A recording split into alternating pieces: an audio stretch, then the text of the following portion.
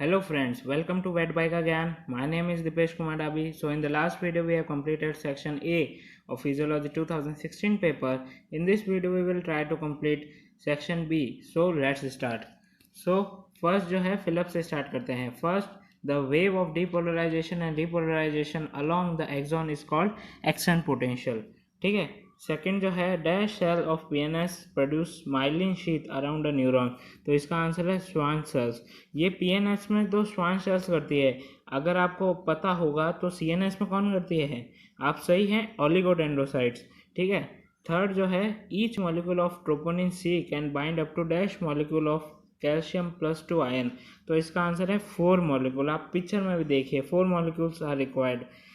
Fourth है dash is the largest compartment in the new born ruminants. तो इसका answer आप सोच रहे होंगे रूमन होता है but you are wrong. Answer जो है एबोमिज्म है, क्योंकि ये जो है जब न्यू बॉर्न होता है तो 50% एरिया जो है एबोमिज्म कंप्लीट करके रखता है. पर जब न्यू बॉर्न जो है यंग होता है, एडल्ट होता है, तब जो है उसका रेशियो उल्टा हो जाता है. रूमन जो है सबसे ज़्यादा एरिया कवर करके रखता है. फिर चलते हैं नेक्स्ट जो है the pH required for optimum activity of pepsin is. तो इसका आंसर है 1 to 2. तो बहुत एसिडिक pH चाहिए. अगर 3 pH से भी ज़्यादा हो गई तो क्या होगा, वो कम्प्लीटली इनएक्टिव हो जाएगा. नेक्स्ट जो है dash is the glucogenic volatile fatty acid. तो इसका आंसर है प्रोपियोनिक एसिड या फिर प्रोपियोनेट. फिर जब चलते हैं next vocal organ of bird is syrinx. आप देख सकते हैं फोटो भी. फिर जो है नेक्स्ट है dash enzyme of RBC catalyses the reaction between CO2 and H2O. तो इसका आंसर है कार्बोनिक एनहाइड्रेस. नेक्स्ट है pulmonary volumes and capacities are recorded by dash instrument. तो इसका आंसर है स्पायरोमीटर. आप पिक्चर भी देखिए, ये स्पायरोमीटर इंस्ट्रूमेंट है जो रिकॉर्ड करता है पल्मोनरी वॉल्यूम्स एंड कैपेसिटीज. फिर अपन चलते हैं एमसीक्यूज पर. जो फर्स्ट जो है the tigroid appearance of soma of nerve cells is due to the presence of Nissl bodies. ठीक है. आप एक्स्ट्रा जानकारी जो है आप पिक्चर में भी देख सकते हैं. नेक्स्ट जो है the part of brain associated with processing of sensory information is. तो इसका आंसर है थैलेमस. फिर नेक्स्ट चलते हैं muscles are surrounded by a sheet of connective tissue are known as epimysium. जो थर्ड जो है वो इसका करेक्ट आंसर है. फिर चलते हैं in camel which part of the stomach is absent. तो ये आपको याद होना चाहिए, ओमेजम जो है वो एब्सेंट होता है, इसलिए इसे सूडो रूमिनेंट भी बोलते हैं. फिर जो है fifth microbes are available able to synthesize which vitamin. तो इसका आंसर है के. अगर विटामिन बी होता एंड के होता तो के और बी जो है दोनों सही होते, क्योंकि के भी जो है सिंथेसाइज होता है और बी भी होता है. ये आपको याद रखने की चीज़ है. Which type of cell pepsin is secreted. तो इसका आंसर है नेक चीफ सेल्स. फिर जो है how many air sacs are present in birds. तो इसका कॉन्ट्राडिक्टरी है. ओरिजिनल में तो 11 एयर सैक्स होता है, पर मैक्सिमम इसमें क्या दे रखा है, 10. तो आपको 10 टिक करना है. फिर है which of the following centre is associated with deep inspiration. तो इसका आंसर है एपोन्यूस्टिक सेंटर. फिर है the movement of blood through the pulmonary capillaries is known as perfusion. तो ये आपको पता होना चाहिए. अब हम डेफिनेशंस स्टार्ट करते हैं. तो पहला जो है इफेक्टर न्यूरॉन. तो इसे और क्या बोलते हैं, मोटर न्यूरॉन से भी पूछ सकता है. तो ये ट्रांसमिट करता है nerve impulse away from the CNS to the effector. ठीक है. मसल हो या ग्लैंड जो है उसके पहुंचाता है. तो इसकी ट्रिक जो है सेम याद रखिए, SAME. तो ऐसे का क्या है सेंसरी एफरेंट और ME का क्या है मोटर इफेक्टर. ठीक है. फिर जो है अपन नेक्स्ट चलते हैं गैंग्लियन पे. तो गैंग्लियन क्या होता है, it is a cluster of neural bodies outside the CNS. ठीक है. CNS से बाहर जो भी है वो क्लस्टर जो होता है न्यूरल बॉडीज का, उसे गैंग्लियन बोलते हैं. तो ganglia provide relay points and intermediary connections between different neurological structure in the body. फिर अपन चलते हैं EPSP. इसकी फुल फॉर्म क्या है, एक्साइटेटरी पोस्ट सिनेप्टिक पोटेंशियल. ये इंपॉर्टेंट डेफिनेशन है. It is the change in membrane voltage of a post synaptic cell following the influx of positively charge ion into the cell. जो positively charge ion का influx होता है cell के अंदर, उसके कारण जो एक्साइटेटरी जो होता है सिनेप्टिक पोटेंशियल जनरेट, तो उसे बोलते हैं EPSP. एग्जाम्पल है इसका acetyl choline is the main EPSP neurotransmitter. ये आपको पता है. फिर अपन चलते हैं सार्कोमियर। तो फंक्शनल यूनिट होती है कॉन्ट्रैक्शन की portion of the microfibre between two successive Z line. ठीक है, सार्कोमियर किससे बन रखा है, एक तो ए बैंड से और plus two half I band. ठीक है, एक आपको एक्स्ट्रा इंफॉर्मेशन पता होनी चाहिए कि सार्कोमियर की जो एक यूनिट की लेंथ जो होती है वो 2.5 माइक्रोमीटर की होती है। फिर चलते हैं प्रीहेंशन, ये बहुत इंपॉर्टेंट डेफिनेशन है। Seizing and conveying of feed अगर आपने लिख दिया तो ये की वर्ड्स हैं जो आप लिख सकते हैं, या आप लिख सकते हैं it is action of grasping and seizing. ठीक है, तो dog and cat use four limbs to hold food, sensitive mobile lips in horse, और काउ शीप क्या यूज करते हैं, टंग। डॉग कैट का क्या था, यूज देयर फोरलिम, और जो हॉर्स का क्या था, सेंसिटिव मोबाइल लिप्स, और काउ और शीप का कौन सा ऑर्गन है, टंग। तो ये आपको पता होना चाहिए। फिर अपन चलते हैं कार्डिया। तो कार्डिया आप पिक्चर में भी देखिए, it is the first portion of stomach and it's where food content passes from the oesophagus into the stomach. Stomach के अंदर जो है फूड एंटर होता है, वो वाला पॉइंट जो है कार्डिया पोर्शन है। फिर अपन चलते हैं क्रिप्स ऑफ लेबरकन।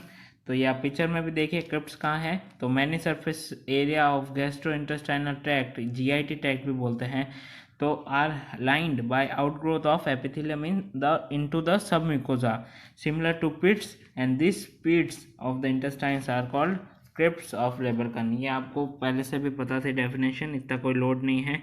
नेक्स्ट जो है इरेक्टेशन, इसे और क्या बोलते हैं, बेल्चिंग भी बोलते हैं, और ये अक्सर होती है रूमिनेंट एनिमल्स में। To get rid from fermentation gases, ruminant animals lose out these gases from mouth। ठीक है, ये जो है इंपॉर्टेंट फंक्शन होता है उनका। फिर जो है ट्रांसपल्मोनरी प्रेशर, तो ये प्रेशर डिफरेंस होता है किसके बीच में, एल्वेलर प्रेशर एंड इंट्राप्लूरल प्रेशर के बीच में इन द प्लूरल कैविटी।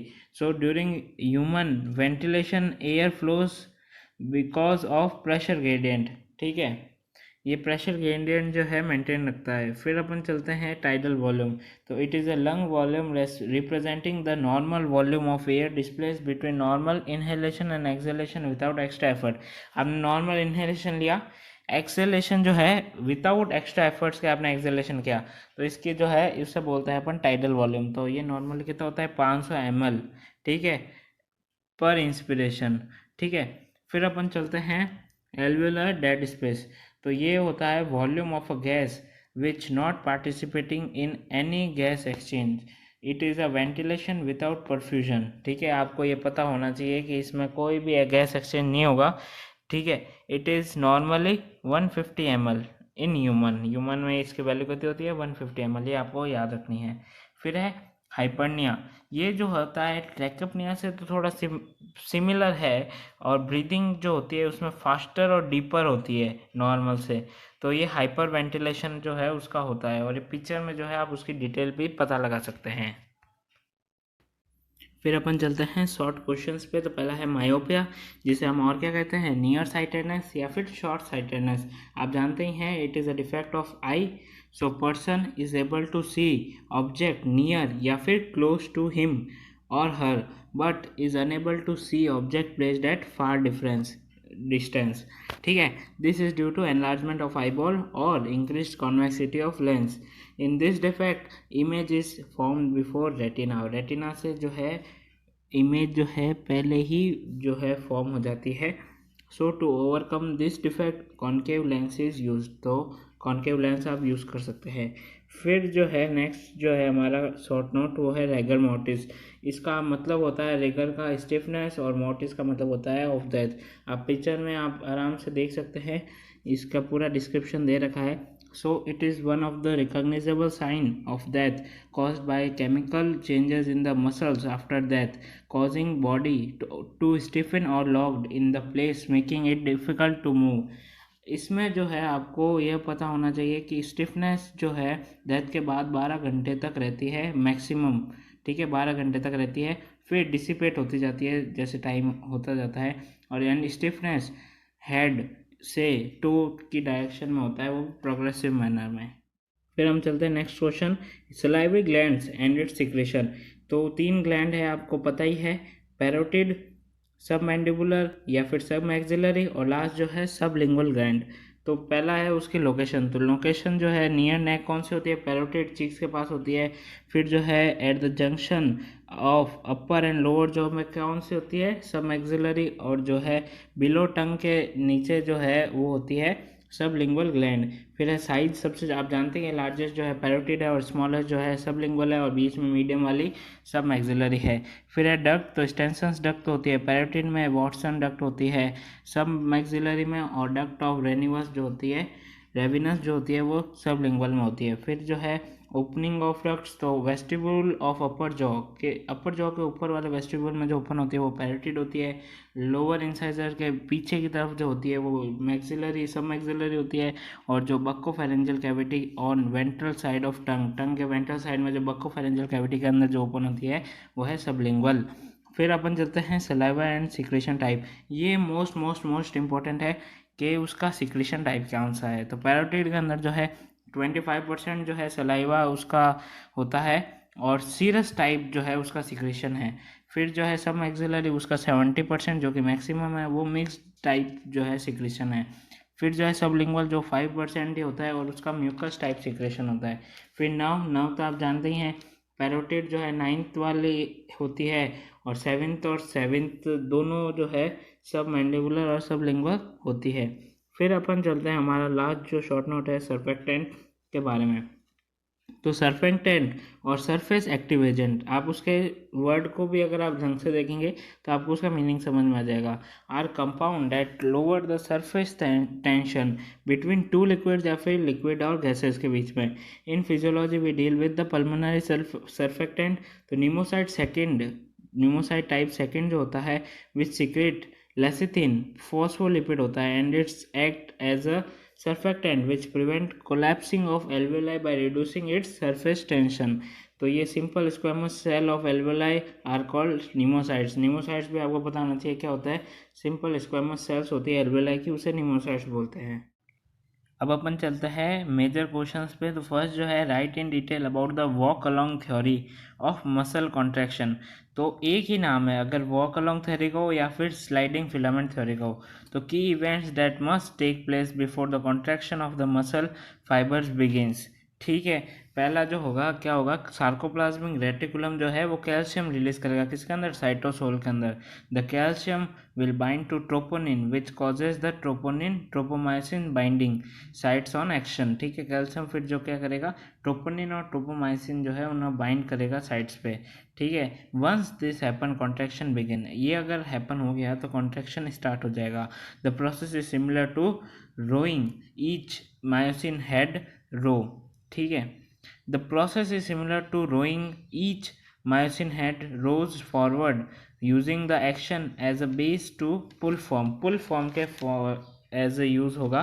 फिर इसे रेचेट थ्योरी भी बोलते हैं, RATCHET। ठीक है, ये आप स्क्रीन पर भी देख सकते हैं। अनकवरिंग ऑफ एक्टिव साइट्स, ठीक है, अनकवर कर दिया एक्टिव साइट्स को, head attracted towards and attach with active sites. ठीक है, फिर नेक्स्ट जो है स्टेप है change in intermolecular forces between the head and arm.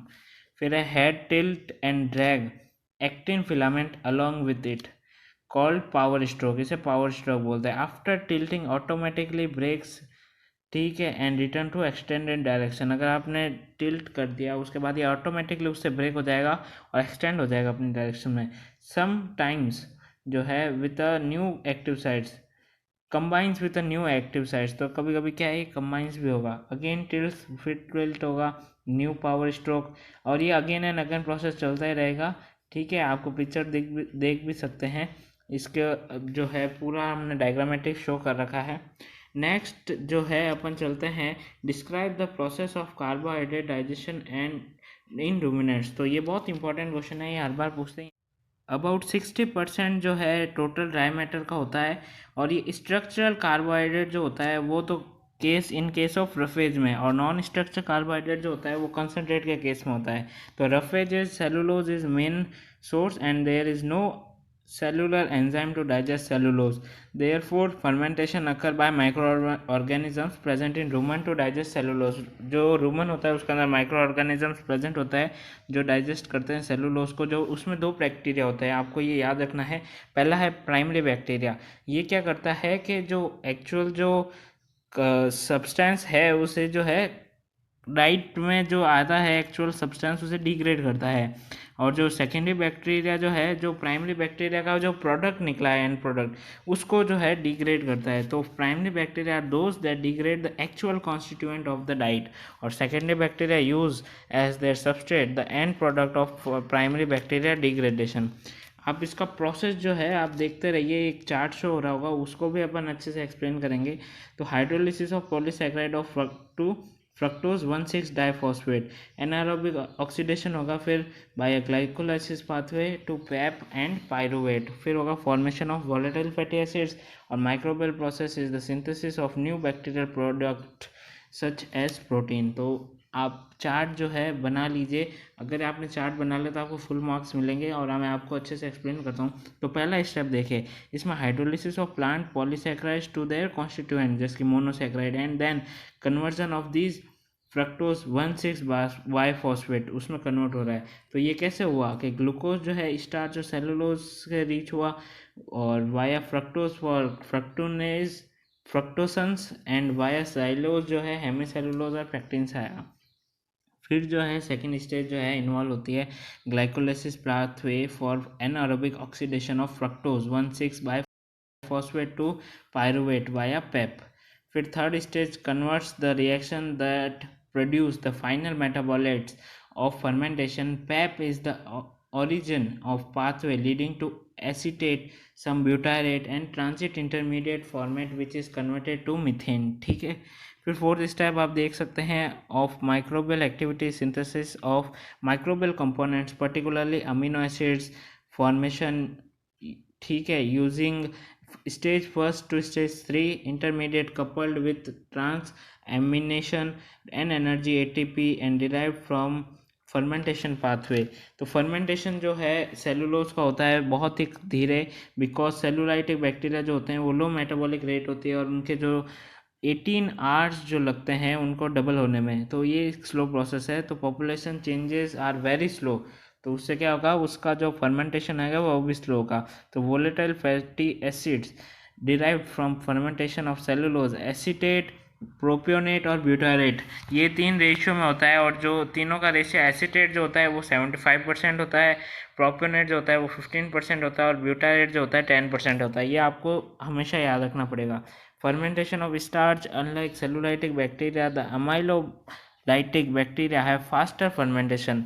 ठीक है, जो अमाइलोलाइटिक बैक्टीरिया होते हैं उनमें फर्मेंटेशन रेट ज़्यादा होती है due to higher volatile fatty acids concentration with an increase in the relative proportion of propionate giving the typical. अगर हमने प्रोपियोनेट ज़्यादा सीक्रेट हुआ तो उसके अंदर वो रेशियो क्या हो जाएगा, 70 तो हो जाएगा एसीटेट का, 25% हो जाएगा प्रोपियोनेट का, और 10% हो जाएगा ब्यूटारेट का। तो इसी के साथ हमने ये जो है हमारा ये कंप्लीट कर लिया है मेजर भी और साथ साथ पेपर भी। अब हमने पूरा 2016 के सारे पेपर कंप्लीट कर लिया।